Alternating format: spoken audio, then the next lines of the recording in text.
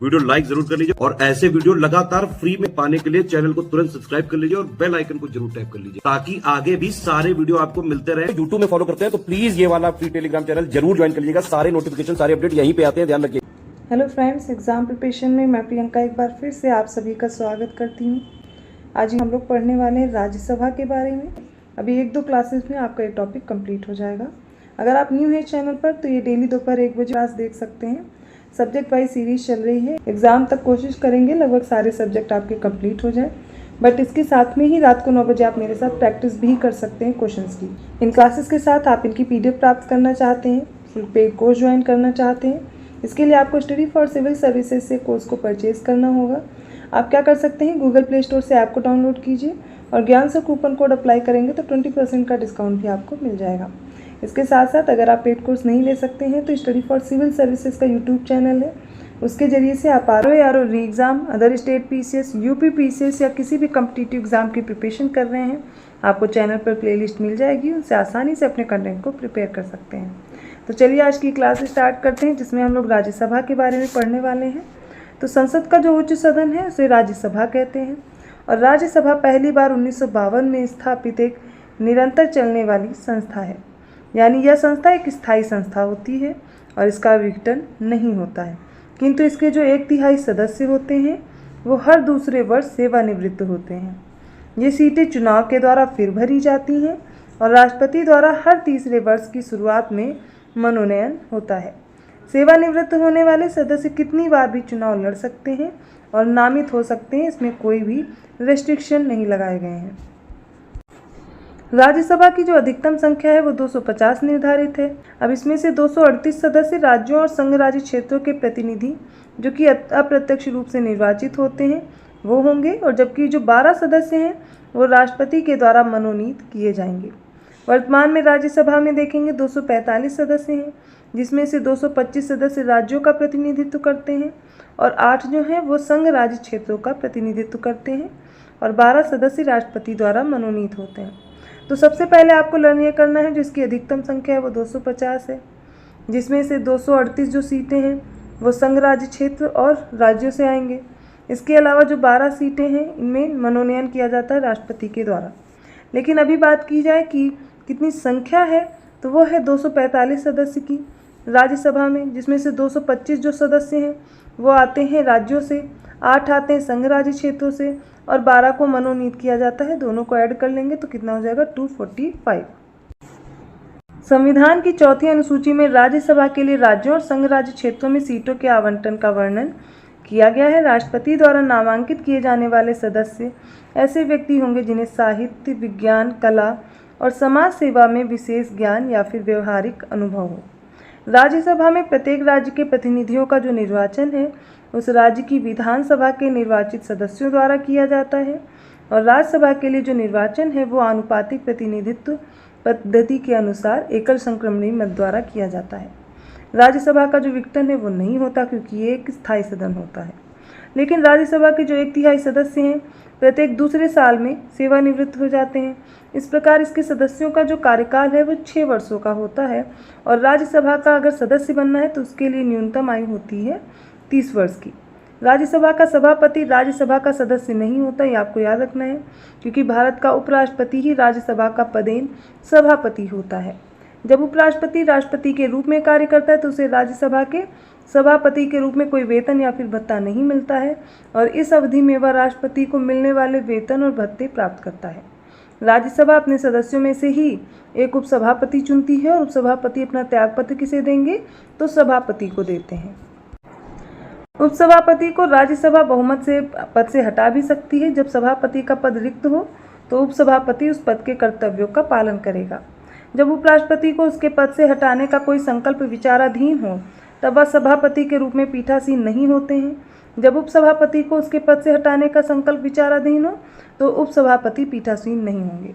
राज्यसभा में राज्यों का जो प्रतिनिधित्व उनकी संख्या के अनुपात में दिया गया है। जैसे कि वर्ष 2003 में जनसंख्या या जनप्रतिनिधित्व अधिनियम आया 1951 में, इसमें संशोधन किया गया और इसके माध्यम से यह व्यवस्था की गई कि कोई भी व्यक्ति राज्यसभा के लिए कहीं भी चुनाव लड़ सकता है, चाहे वह किसी भी राज्य का निवासी हो। अखिल भारतीय सेवाओं का जो सृजन है वो राज्यसभा की एकांतिक शक्ति होती है। और राज्यसभा में संघ राज्य क्षेत्र का जो प्रत्येक प्रतिनिधि है, इस कार्य के लिए निर्मित एक निर्वाचक मंडल द्वारा चुना जाता है और यह चुनाव भी आनुपातिक प्रतिनिधित्व पद्धति के अनुसार एकल संक्रमणीय मत द्वारा होता है। 8 संघ राज्य क्षेत्रों में से सिर्फ 3 जो कि दिल्ली, पुदुचेरी, जम्मू कश्मीर, इनके प्रतिनिधि राज्यसभा में हैं। अन्य जो 5 हैं उन संघ शासित प्रदेशों की जनसंख्या तुलनात्मक रूप से काफ़ी कम होने के कारण राज्यसभा में उन्हें अलग से प्रतिनिधित्व प्राप्त नहीं है। भारतीय संविधान की 4वीं अनुसूची में राज्यसभा के लिए राज्यों और संघ राज्य क्षेत्रों में सीटों के आवंटन का प्रावधान उल्लिखित है। संविधान के अनुच्छेद 249 के तहत यदि राज्यसभा अपने उपस्थित और मत देने वाले सदस्यों के कम से कम 2/3 बहुमत से ऐसा संकल्प पारित करे कि राज्य सूची के किसी भी विषय पर विधि बनाना राष्ट्रीय हित में आवश्यक है, तो संसद उस विषय पर विधि बना सकती है, परंतु यह जो प्रस्ताव है वो 1 वर्ष से अधिक समय तक अस्तित्व में नहीं रहता है।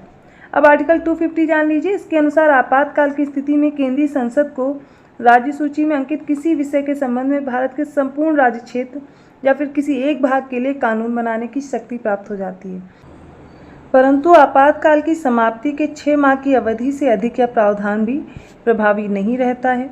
आर्टिकल 252 के तहत दिया गया 2 या 2 से अधिक राज्यों के विधानमंडल ने एक प्रस्ताव पारित किया, यदि संसद से अनुरोध करें कि राज्य सूची के विषयों पर संसद द्वारा कानून बनाए जाएं, तो संसद उन विषयों पर कानून बना सकती है।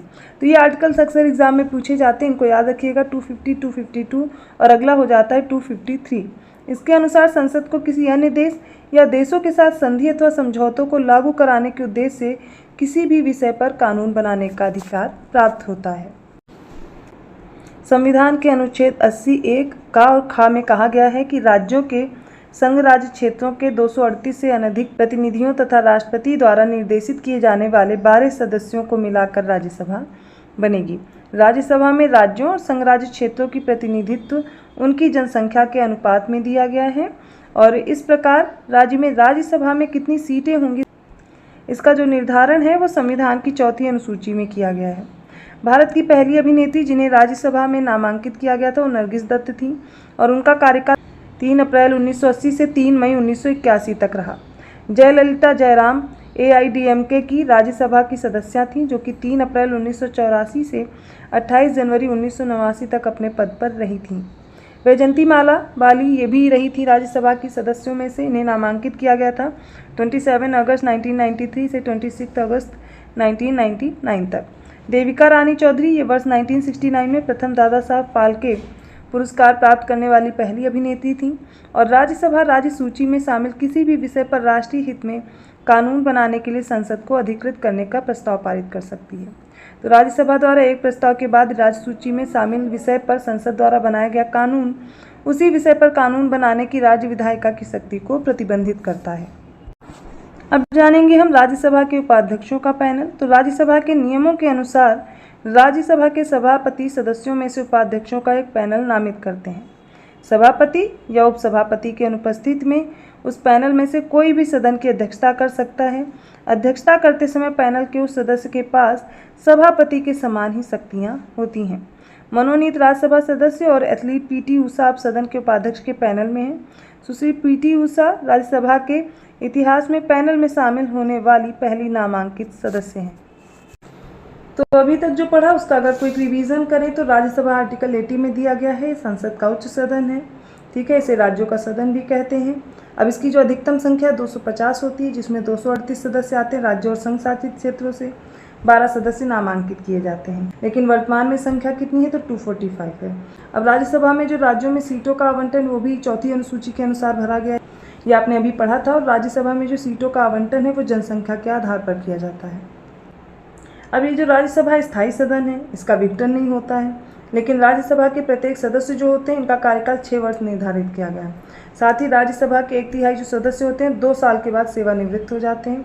यदि राज्यसभा के किसी भी सदस्य के कार्यकाल की समाप्ति के पूर्व ही उसका पद रिक्त हो जाता है तो ऐसी स्थिति में क्या होता है, उस पद के लिए निर्वाचित नए सदस्य का कार्यकाल जितना बचा है शेष अवधि के लिए ही होता है, ना कि पूरे 6 साल का होता है।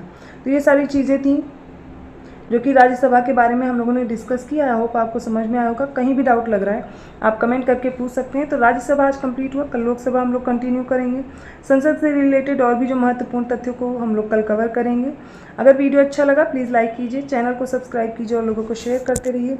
ये जो नंबर्स आपके सामने दिए गए हैं इन पर आप कॉल या मैसेज करके पेड ग्रुप की जानकारी ले सकते हैं।